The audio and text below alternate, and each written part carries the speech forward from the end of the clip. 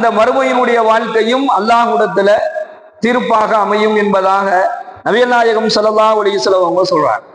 அப்ப ஈமானினுடைய பிரகாசம் என்று சொன்னால் என்ன?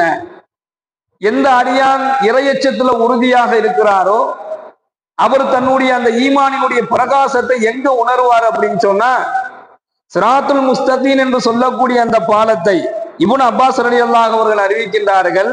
சிராத்துல் முஸ்தகீம் என்னும் பாலத்தை ஈமானின் பிரகாசத்தினுடைய ஒளி வீசும்.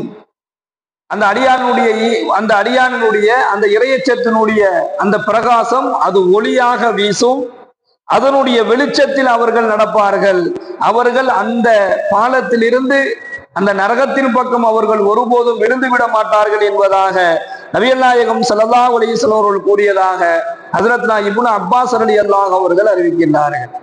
அப்ப எந்த நரகத்துல இருந்து நீங்க பாதுகாப்பு தேடுங்கன்னு அல்லாஹ்வுடைய தூதர் சொன்னாங்களோ, என்ன நரகத்தினுடைய தண்டனையை பற்றி நமக்கு கடுமையாக எச்சரிக்கிறாங்களோ, எந்த நரகத்தின் பக்கம் சென்றுவிடக் கூடாது என்பதாக தன்னுடைய உம்மத்தார்கள் நரகத்திலிருந்து பாதுகாப்பு பெறணும் என்பதாக அல்லாஹ்விடத்துல துஆ செஞ்சாங்களோ, அத்தகைய நரகத்திலிருந்து நம்மை பாதுகாக்கக்கூடியது என்ன அப்படின்னு சொன்னா, நாம் அல்லாஹ்வின் மீது வைத்திருக்கக்கூடிய அந்த நம்பிக்கையினுடைய உறுதி, அந்த ஈமானினுடைய உறுதி, அந்த லா இலாஹ இல்லல்லாஹ் முஹம்மது ரசூலுல்லாஹ் என்ற அந்த கலிமா, அது வெறும் வார்த்தை அல்ல, அது வாழ்க்கை என்பதாக எப்போது நம்முடைய உள்ளங்களில் அது உண்மையாக அது இருக்கின்றதோ அப்போதுதான் அதனுடைய அந்த நரகத்திலிருந்து பாதுகாப்பு பெறக்கூடியவர்களாக, அல்லாஹ் விரும்பக்கூடியவர்களாக, அல்லாஹ்வுடைய நேசத்தை பெறக்கூடியவர்களாக நாம் சொர்க்கம் செல்வதற்கு உண்டான நிலை ஏற்படும்.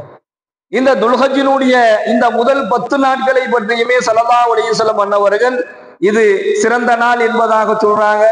உலகத்தில் இருக்கக்கூடிய நாட்களிலேயே இந்த நாட்கள் தான் அல்லாஹ்விடத்திலே சிறப்பு வாய்ந்தது என்பதாக சொல்றாங்க.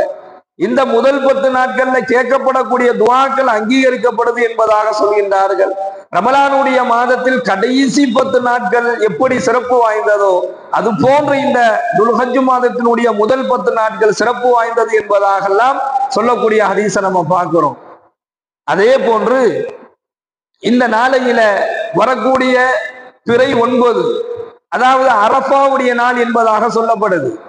இந்த அரஃபாவுடைய நாள் இருக்குது, அங்க ஹாஜிகள் எல்லாம் அரஃபாவினுடைய மைதானத்திலே தங்கக்கூடியவர்களாக இருப்பார்கள். அந்த நாளையில ஹஜ்ஜுக்கு செல்லாமல் இருக்கக்கூடியவர்களுக்கு அல்லாஹ் வழங்கக்கூடிய ஒரு வாய்ப்பு தான் இந்த அரஃபாவினுடைய நோன்பு. இது ஒரு சுன்னத்தான நோன்பு என்பதாக சொல்லப்பட்டாலும் சுன்னத்தான நோன்பில் மிக முக்கியமான சுன்னத் என்பதாக நாம் ஹதீஸ்ல சொல்லப்படக்கூடிய ஒரு செய்தி